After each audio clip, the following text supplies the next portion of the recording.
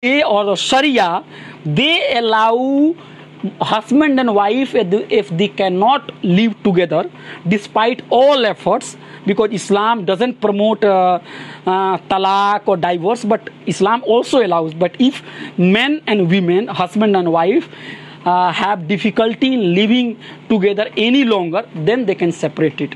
So basically Ambedkar wanted to bring in also the law that would allow Hindu man or Hindu women to get separated.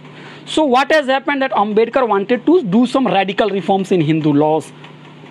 Then the same Hindu nationalist, which is today has become the great champion of what should I say, of women's rights, they were at the forefront of attacking Nehru, attacking Ambedkar, and they organized meetings after meetings, and they said, how dare you reform Hindu society, how dare you change laws, you are not authorized, your job is to rule this country, not to tamper with Hindu laws, these are all sacred, ये God का भगवान का laws है, आप कैसे ये कर सकते. Even Rajendra Babu from my state Bihar, the great Rajendra Prasad, the first president of this country, he wrote a letter and he said that, Nehru ji, mandate you have not got to change that rule, to reform the rule, that mandate is not given. He was also defending it.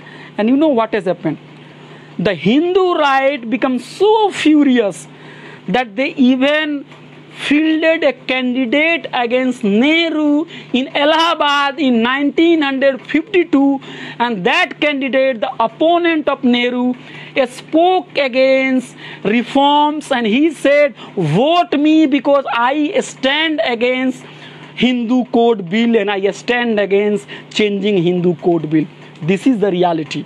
This is the reality. So history will tell you that today the person, the organization who has become or which has become the great champion of Muslim rights or great champion of gender justice, they were once at the forefront of opposing women's rights.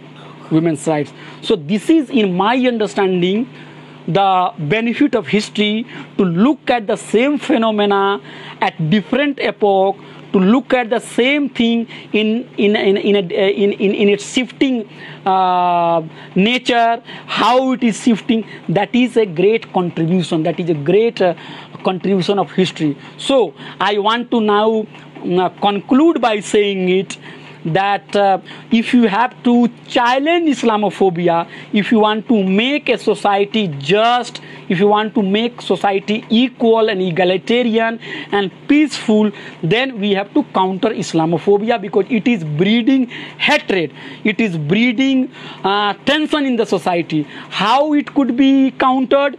It could not be countered by electing one government and bringing another government. Okay, it can help, it can give you some relief to some extent, but unless and until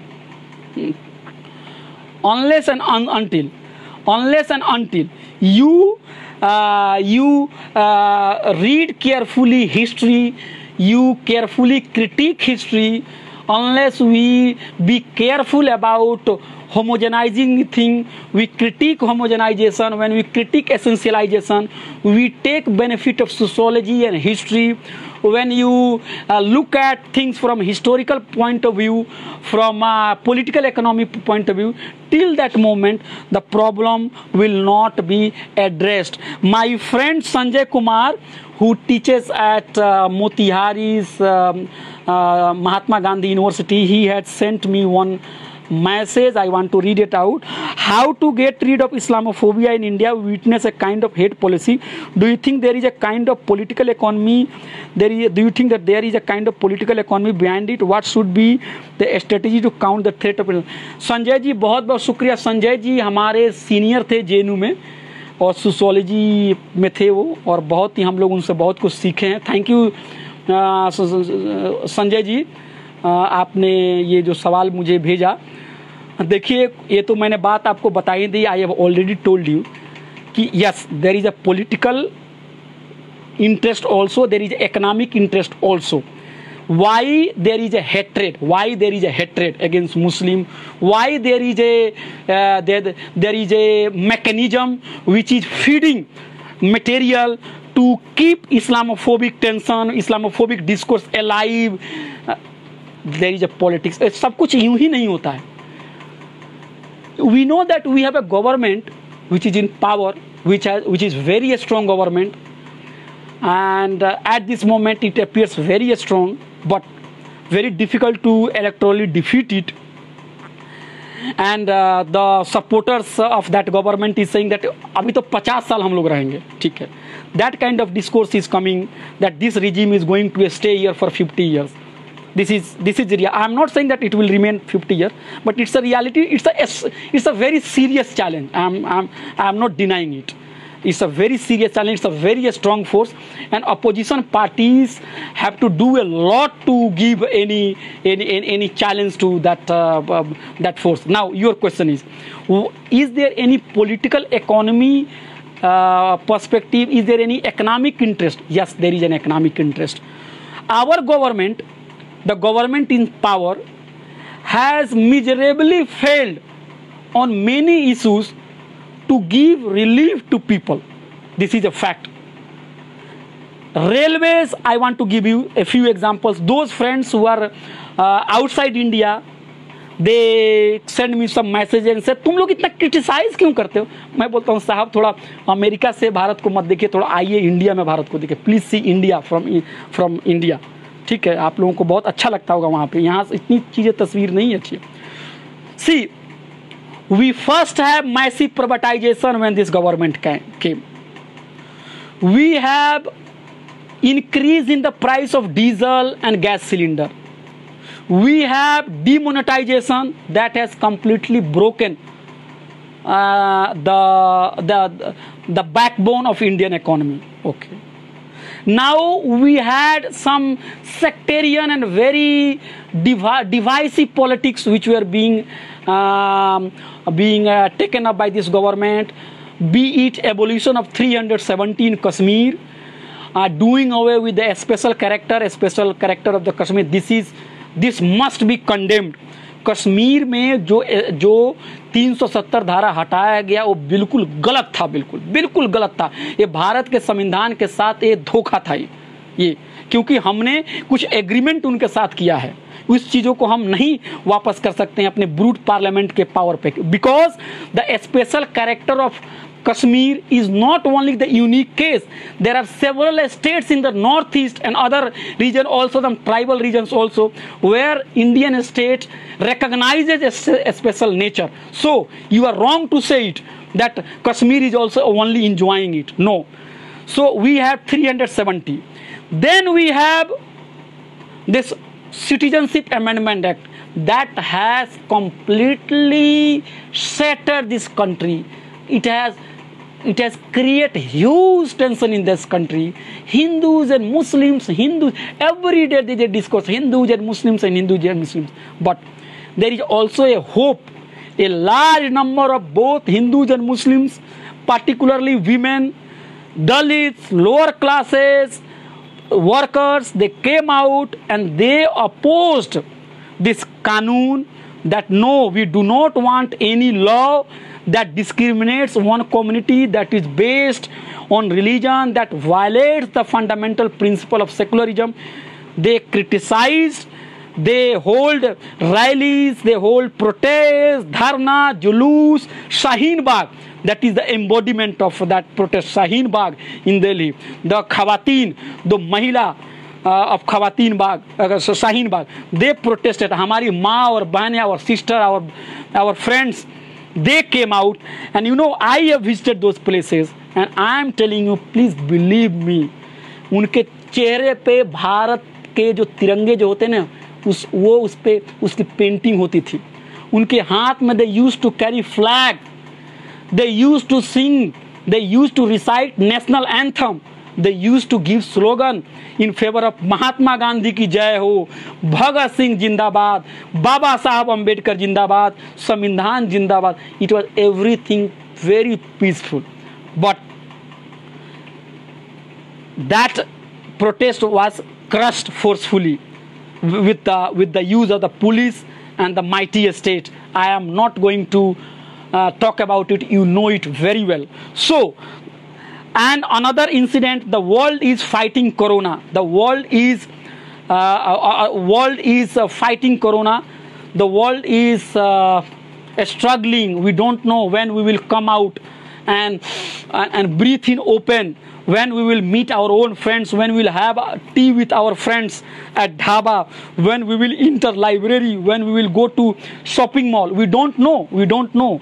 Things are so bad. Every day cases are being reported. In this period, when the crisis, there is a pandemic, that pandemic is so serious. There, our government tried to communalize this issue, and it was said that one particular religious group, Tablighi Jamaat, a group of Muslims, Sunni Muslims, they have spread coronavirus because they held they held their gathering, and through them the coronavirus has spread. I want to ask you, ask the government, if Tablighi Jamaat has been demonized for spreading coronavirus, what is your response to the very fact that even the political party's office, the BJP in Patna, has been found infested with coronavirus? वहाँ क्या तबलीगी गए थे? Have Tablighi become member of the BJP, or the BJP members have become the members of Tablighi Jamaat? कैसे वहाँ पे पहुँचा उसमें? Who will take responsibility? How could the BJP office has been infested? So the fact of the matter is that who is infested, who is corona positive, we don't know, because that virus cannot be seen through our naked eyes. ऐसा नहीं है कि virus we have gone to market and we have purchased it. It is not like apple that we have that है ना, Adam or Eve का apple है, forbidden apple. We have taken it and we are corona positive. That you could blame me. Okay, you have eaten it. We don't know. Well, it depends on immunity of the people. Everybody is taking protection, but such things happen. So coming back to Sanjay ji's questions, Sanjay ji, you are right. There is a political economy perspective also. The government has miserably failed, and they are trying to divert the attention of the people from its failure by creating a Hindu-Muslim binary, by attributing every problem to Muslim, by holding Muslim responsible for everything. दूसरे शब्दों में अगर हम कहें तो ये सरकार जो है, ये इतनी सरकार अपने आम इंसान को, गरीब को मदद पहुंचाने में इस तरह से नाकाम हुई है कि उसको दिन भर हिंदू मुस्लिम करके और उसको अपना ध्यान लोगों को भटाना है। पुराने गवर्नमेंट भी करती थी, ऐसा नहीं है कि पुराने गवर्नमेंट नहीं करती थी। किसी मसले पर जनता का होता है नहीं, हमेशा एक स्टेट की एक टेक्निक होती है, जनता से ध्यान को कैसे भटाया जाए। लेकिन जो आवाम का आंदोलन का काम है, जो पत्रकार का काम है, जो इंटेलेक्चुअल का काम है कि उस कमियों को दिखाना, नो बहुत हो गया हिंदू मुसलमान, too much. Sir please talk about corona में मजदूर की हालत बहुत खराब है, मजदूर की हालत बहुत खराब है, उनके लिए क्या आप कर रहे हैं? लोगों के पास खाने के लिए नहीं, उनके लिए आप क्या कर रहे हैं? सो क्या हो रहा है कि वो हिंदू मुसलमान के सवाल करके इस्लामोफोबिक डिस्कोर्स को बढ़ा के वो चाहते हैं कि उस इश्यूज को ध्यान से भटकाया जाए। There is also another angle, I think some of sociologists have worked, Sanjay ji, and they are trying to say they have done some work on the ghettos of the Muslim area, and the work has basically argued that deliberately Muslims are kept in ghettos, deliberately laws are made to take their civil rights, to keep them frightened, to keep them threatened, to keep them terrorized. There is a very much political and economic agenda behind it, because they just want to silence dissent, they want to discipline Muslims community, and at the same time by threatening and by denying their social and political rights, or some of their political and social rights, or you could say that social and political rights would be there in the book but it will not be translated in action. इस तरह से क्या करना चाहते हैं कि they want to keep a large reserve of workers. ये एक मार्क्सिस्ट इसका एंगल है जो कि बहुत ही अहम है। they want to, Muslims are basically, generally Muslims को RSS and BJP they try to project as a religious community. बहुत ही religious हैं वो लोग, बहुत ही दिन भर रोजा नमाज करते रहते हैं, बहुत ही religious. This is the argument of also Huntington and other Orientalist writer also. But भाई साहब, Muslims are not only religious, they are also workers.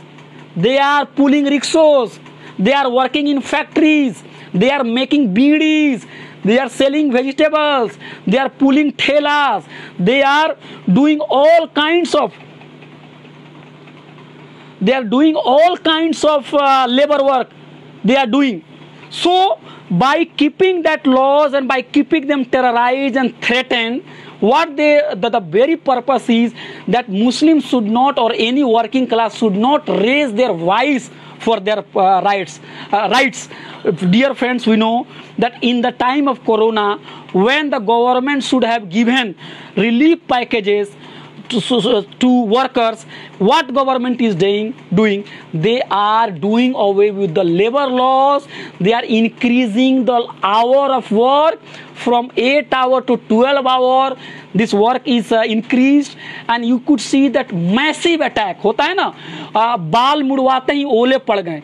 Corona में खाने को नहीं मिल रहा था, नौकरी नहीं मिल रही है, और ऊपर से सरकार ऐसा कानून बना रही है कि आपको 12-12 घंटा तक काम करना पड़ेगा. अब भाई आप बताओ, if you are working in Delhi, तो दिल्ली से घर से कंपनी पहुंचने में, फैक्ट्री पहुंचने में, it will take just not less than 1.5 hour.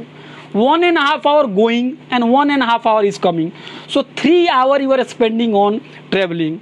12 hours you are working, 15 hours, 1 hour you will go check in और attendance बनाना होता है और क्या क्या करना. You are working 15 to 16 hours. When will you eat? When will you sleep? When will you spend your time with your family? These are all inhuman things which is happening. And international law, ILO, International Labour Organization, have also spoken against it, but the ruling classes have not paid any heed or attention to it. So, Sanjay ji, you are right. I have already said 2 and 3 strategies are very important to counter Islamophobia. First, we should never look at things in binary, good, bad, अच्छा, बुरा. नहीं, ऐसा नहीं सोचता है.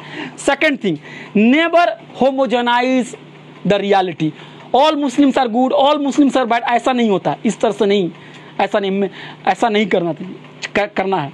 The third thing is, try to look at things from historical point of view, from political point of view, and from political economic point of view. My friend Sufi Hussain Sahab, जो ये उनका एक सवाल आया, he is asking a question: how do you see Islamophobia in context of Pakistan? Are we justified to invoke the question in a Muslim-dominated society where Hindus are in minority? See, very important question, and I think you should be better placed to tell us what is happening in Pakistan. But I am also not going to escape from this question. Whatever I know, I want to share it. See, minorities, whether they are living in India, whether they are living in Pakistan or our another neighboring country, Bangladesh, they face discrimination. It is a reality. It is not to be denied. I would not argue that Muslims are facing discrimination in India and Hindus are बहुत ही अच्छे हैं, वहाँ पे कोई problem ही नहीं है. This is not my argument, but what is the label, कितना वहाँ discrimination हो रहा है, that is to be looked into it. And the second thing is that the nature of India or Pakistan is different in one sense. I want to tell you that in Pakistan, the percentage of Hindus is very small, I think, from 2 to 3%. So I'm not sure, Hussain साहब, आप मेरी इस्लाह कीजिए यहाँ पे. I am not sure whether anti-Hindu agenda is very much in force in Pakistan. See, they can talk about superiority of Islam, they can turn nationalistic, they can turn jingoistic. I know, I remember it, what has happened. Some 8 or 9 months back, I wrote one story also, that there was one Pakistani leader from Punjab and somewhere else. He made some derogatory statement against Hindus also. कुछ कहा था, पता नहीं, मुझे थोड़ा सा दिमाग में याद नहीं है। उन्होंने कुछ हिंदुओं के खिलाफ कहा था और शायद उनको मिनिस्ट्री से बाहर किया गया था और शायद उनके ऊपर कोई तादबी कार्रवाई की गई थी उनके खिलाफ में जी। और मैंने एक आर्टिकल लिखा था उर्दू अखबार में, अक़लियतों का दर्द समझिए, प्लीज ट्राई टू अंडरस्टैंड और feel the pain of the Muslims. इस तरह की बात हुई थी।